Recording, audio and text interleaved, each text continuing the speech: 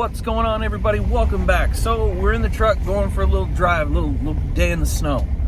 While I'm doing that, I want to take a second to talk about a couple of things that I've learned since starting the channel and starting the overland build. The first thing that I really wish I would have thought more about, and I don't know why I didn't, because I've been working on cars for a while, buying parts, but that was planning out the build. I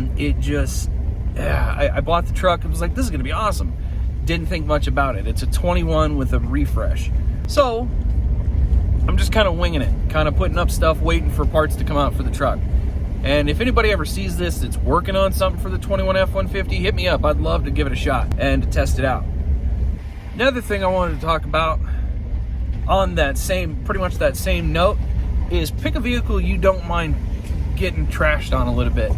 My dad, he's like, "You're gonna do what to your truck?" And it's like, "Yeah, man, I'm gonna beat the shit out of it." Think about the purpose of the vehicle, similar to building a firearm like an AR or a bolt gun. Think about what it's for. What is the purpose of? What is the purpose of the vehicle? What exactly are you gonna be doing? What do I mean, or can I give an example? Well, if I am going up and driving in the mountains, going up mud, using it for rock crawling, I'm probably gonna want a winch. I'm gonna want body armor.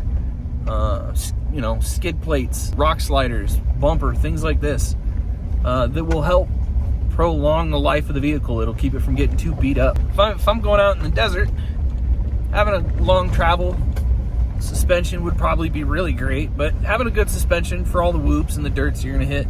Tires are going to be different. Build your vehicle for what you're going to be using it for. Don't build it because you saw somebody on the internet build a really cool one and you want to do the same thing. Build it for your needs. So I wanted to take a second to talk about some of the gear that I keep in my truck personally, some of the recovery gear I bought, some of the things that I've learned from getting into overlanding or building an overlanding rig out of a newer vehicle. I think one of the most important things that I have in my truck for when I'm traveling is most definitely a map. Now, I know GPS is the latest and greatest, and everybody's got a Garmin and Onyx to go everywhere, but if those take a dump, your battery dies, or you can't get a signal for whatever reason, this will always work. It doesn't need redundancy unless it gets destroyed, so getting a map is just kind of important. Keep one in there of the area you're going in, and yeah, it'll always work. Right off the bat, there was your recovery equipment that I talked about in the other video. You got, your recovery ropes, your shackles, your things like your axe. Got this right here. I think it's like a Fiskars. Yeah, it's a Fiskars. You got, your axes and whatnot. But a couple other things that I think are really important is a tarp, because, if it's raining and you're outside the truck where you need to cover something up in your bed, that's just kind of useful. Sticking with things in the bed, having a cargo net that connects to the attachment points in the back, also really important. You got things like your ratchet straps, bungee cords, things of that nature. I recommend keeping those things all organized, keeping them, well, that's not really organized, but either way. You got things like your ratchet straps held together with Ranger bands. Ratchet straps are just kind of worth it. They can hold parts in. You break a drive shaft, something like that. They'll hold stuff in place. So they've got more than one use, kind of like paracord. Always keeping a warm blanket in there, especially if you're living in the colder states. A nice warm wool blanket is worth its weight. I recommend keeping a cheap set of tools in your truck, because if you lose them, well, you don't really care. Sticking with that cold, gloves are kind of important. Set of work gloves, really important. Now, for me, I know people will be like, "Ah, man, I just stopped." But ass paper, totally worth it. You just never know. But something that I really wanted to touch on that I think it's become more popular in recent years, but more so, is actual survival gear. Hey, look, more ass paper. Things like tie straps, small tools. I've got a hatchet here and a hatchet here. Redundancy is important. 2 is 1 and 1 is none. You got another thermal blanket, another set of gloves, hand warmers. Those things are important. You got, and this little guy right here on the back, extra magazine with ammunition, a knife. By the way, I forgot, I think this is a Gerber Yari 2. Good luck finding that. Really nice knife. Keeping things like that inside this little guy You got things like your fire starting from live fire. This stuff is amazing. Flashlights. There's tinder in here. Ways to charge your flashlights. Paracord. Anybody that doesn't know what paracord is, learn what paracord is. It is just a million and one uses. Communication, ham radio, duct tape, small little things like sugar and coffee. Make yourself a cup of coffee when you're out in the middle of nowhere, when you're cold. It's great. You could even step it up and get something big like this bag here. This guy's got just about everything in it. And find out what works for you. You can overpack this stuff really easy. So I recommend taking your time, doing your research, and finding out what works for you. Don't pack a kit off of what somebody else does. Think about what your needs are and for you and your family, and then go from there. Hey, look, more ass paper. There's a rain jacket, stuff to keep you warm, stuff to start fires, stuff to signal. These are all things. Another survival kit, fishing kit, water filtration. All of this stuff is important, especially when you're going off grid. I could survive with the food that's in here and some other stuff, I could probably last maybe a week in the woods. The ability to filter water is really important. That's the thing that gets you the most time. The importance: shelter, warmth, food, water.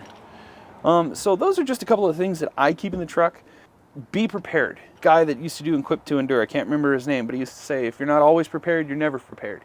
And that is the absolute truth. It is security and insurance for the well-being of you, your family, and those around you. I wanted to go over some of the recovery gear and just some of the everyday items that I keep in my truck. So one of the first things I want to talk about, and something I've had in the truck for a while, is the Gransfors Burke's small forest axe, or it's really like a delimbing axe. It'll take down a couple-inch tree. Now, the thing about these is that they're handcrafted in Sweden, and they are just wicked sharp. There's great craftsmanship that goes into this. There's a lifetime guarantee. It's just hand forged. They're amazing axes, and I can't say enough great things about them. I'll be doing an entirely separate video on this axe and the other axe that I have, which is actually a felling axe. One of the other things that I wanted to talk about that I keep in here is just this slime compressor.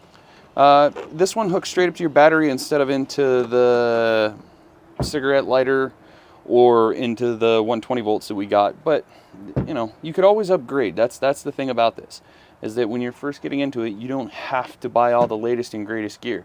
You can if you want to, but you'll end up with a bit of a learning curve and wish you didn't waste all the money. Trust me. The other thing I want to talk about is just a set of good quality, high gauge jumper cables. You never know when they're going to need them. The main highlight of the show is going to be this Yankum rope. I picked this up, I don't know, about 6-7 months ago, and I haven't had the chance to use it yet, but I'm absolutely blown away with the quality. I did some poking around when I was looking into recovery gear, starting up the overlanding, and I came across the Yankum ropes.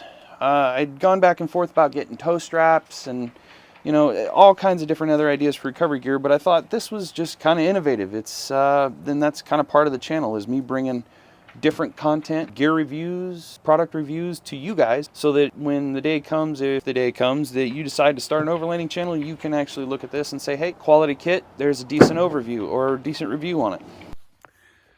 What's going on, you guys? So my wife and I are out here on a little adventure, driving out in the snow. A couple of things that I wanted to point out that I guess I probably should have thought of before I started getting into overlanding was research the truck or the vehicle that you're using. And what do I mean by that? Parts. Try to figure out what parts are available, because 21 F-150, there's absolutely nothing available for the truck, at least not anything I want. So definitely research your truck, research your parts, but also know that you don't need vastly, incredibly expensive parts to get into it. Start small, grow big.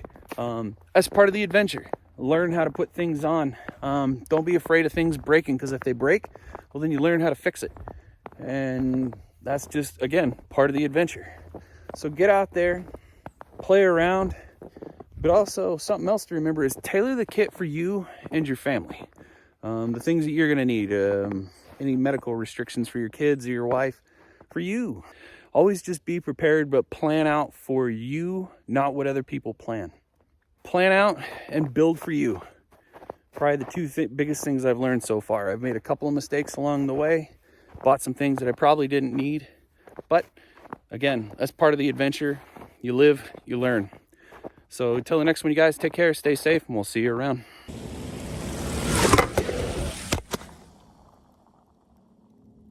Smile.